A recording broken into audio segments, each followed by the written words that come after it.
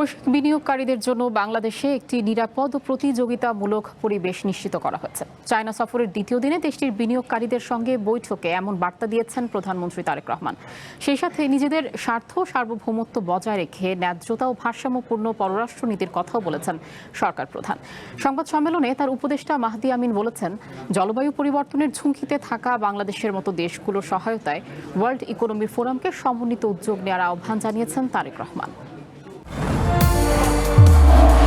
নির্মাণে number 1 Shah cement.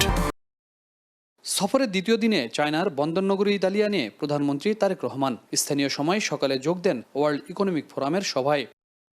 এদিন বিকেলে প্রধানমন্ত্রীর সঙ্গে সৌজন্য সাক্ষাৎ করেন ফোরামের প্রেসিডেন্ট ও সিইও আলোইস জোভিঙ্গি। দালিয়ান আন্তর্জাতিক সম্মেলন কেন্দ্রে এ সাক্ষাৎ হয়। সরকার প্রধান হিসেবে দায়িত্ব নেয় প্রধানমন্ত্রী তারেক রহমানকে অভিনন্দন জানান আলোইস। এ সময় জলবায়ু পরিবর্তন মোকাবেলায় ওয়ার্ল্ড ইকোনমিক ফোরামের বিভিন্ন উদ্যোগের প্রশংসা করেন প্রধানমন্ত্রী।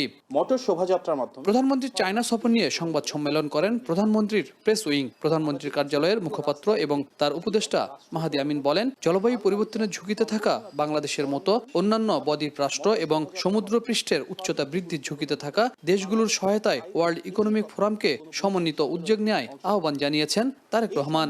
তিনি জলবায়ু পরিবর্তনের প্রেক্ষিতে নির্বাচিত সরকার কর্তৃক গৃহীত বিভিন্ন কর্মসূচি যেগুলো আন্তর্জাতিকভাবে স্বীকৃতি পেয়েছে, প্রশংসিত হয়েছে, সেগুলো তুলে ধরেছেন।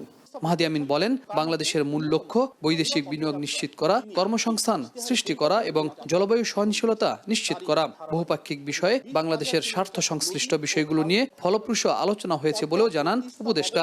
এই সম্মেলনের মাধ্যমে তার যে মূল লক্ষ্য বাংলাদেশে অধিকতর বৈদেশিক বিনিয়োগ নিশ্চিত করা, কর্মসংস্থান সৃষ্টি করা, জলবায়ুর সহনশীলতা এবং টেকসই উন্নয়নের যে অগ্রযাত্রা রয়েছে সেটিকে আন্তর্জাতিক বিনিয়োগ এবং অংশীদারিত্বের সাথে আরও গভীরভাবে সম্পৃক্ত করা।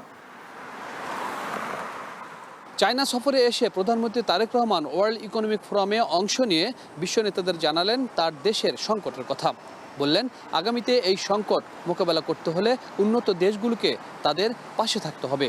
পাশাপাশি নবায়নযোগ্য জ্বালানির ক্ষেত্রে তার সরকার কী ধরনের ব্যবস্থা নিয়েছে তাও বিশ্ববাসীর কাছে তুলে ধরেন তিনি। Habib Rahman, one news, Beijing, China.